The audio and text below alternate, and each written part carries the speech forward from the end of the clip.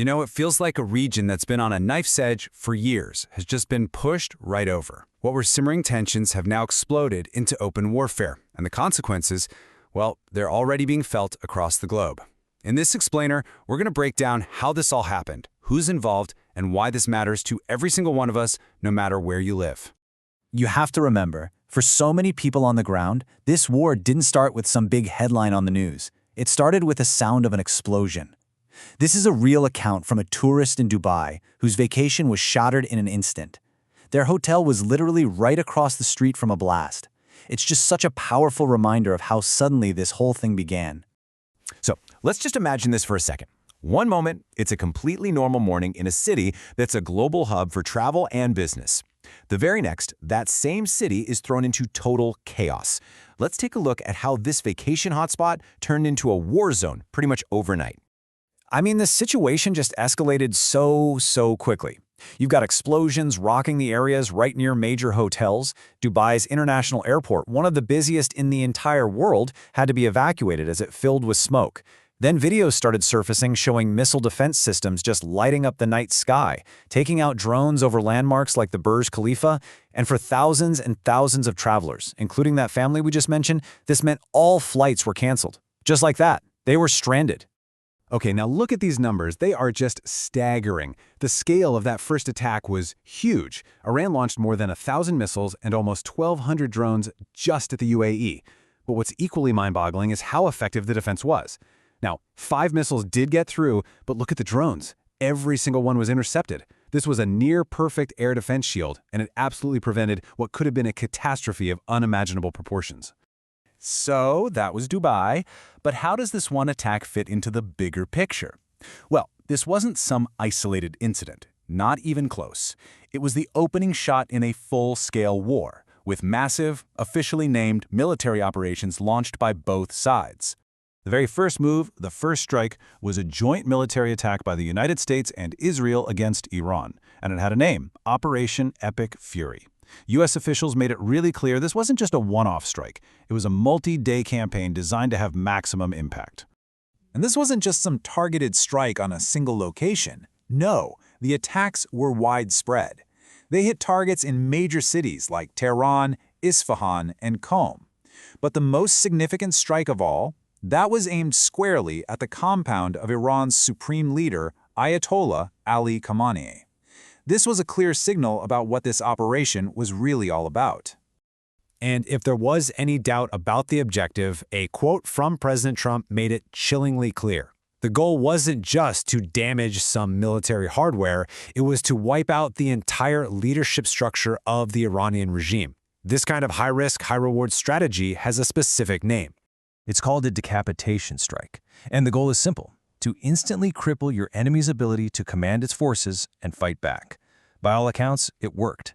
Iranian state TV later confirmed that Supreme Leader Khamenei was killed in the attack, along with several of his family members and top military commanders. And this is where you can really see the two totally different strategies at play. While Operation Epic Fury was surgically focused on leadership and military industry, Iran's response, which they called Operation True Promise 4, had a much broader and frankly more alarming set of targets.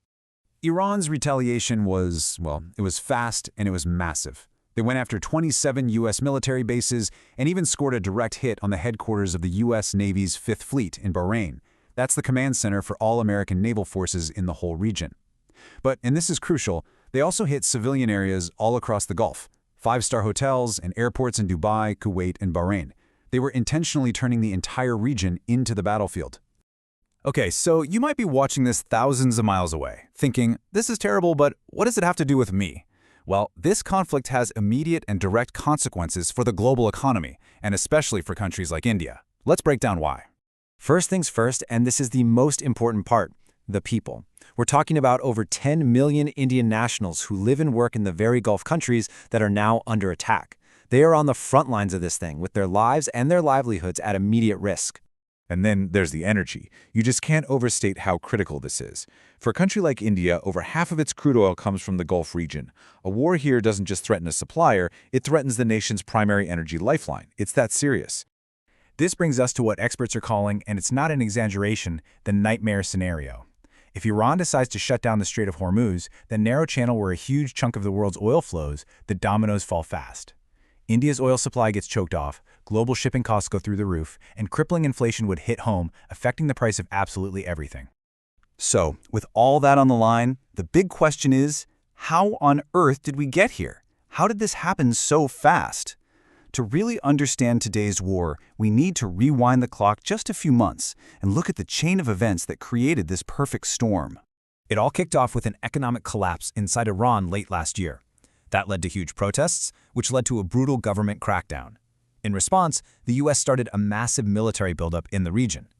For a little while in early February, it actually seemed like diplomacy might win out. But then, on February 26th, the attack began. And here's the part that's just tragic. This one quote captures it all. Just 24 hours before Operation Epic Fury was launched, key mediators believed a diplomatic solution wasn't just possible, it was close. It's just a stark, heartbreaking illustration of how fast things fell apart. So that brings us to the big why, the justification for this whole thing, and the really tough questions that come with it when you look back at the history of similar interventions. Because behind all the geopolitical strategy and the politics, you have this, the real, immediate, and devastating human cost. During that first wave of attacks, a girls' primary school in the Iranian city of Minab was bombed during school hours. At least 100 children were killed. Right after those initial strikes, this was the official message posted on social media by the Israeli government. Now, given that Israel was part of the force that launched the first attack, this message, framing their actions as defensive, well, you can imagine, it generated a huge amount of controversy and debate around the world. In this slide, right here, it gets to the absolute heart of the issue. The stated goal for this intervention is to bring freedom and democracy by removing a dictatorship. But history offers a pretty stark warning. You look at both Iraq and Libya, and the removal of dictators didn't lead to stable democracies. Instead, it created massive power vacuums, sparked years of brutal civil war, and created the perfect conditions for new, even more dangerous extremist groups to grow.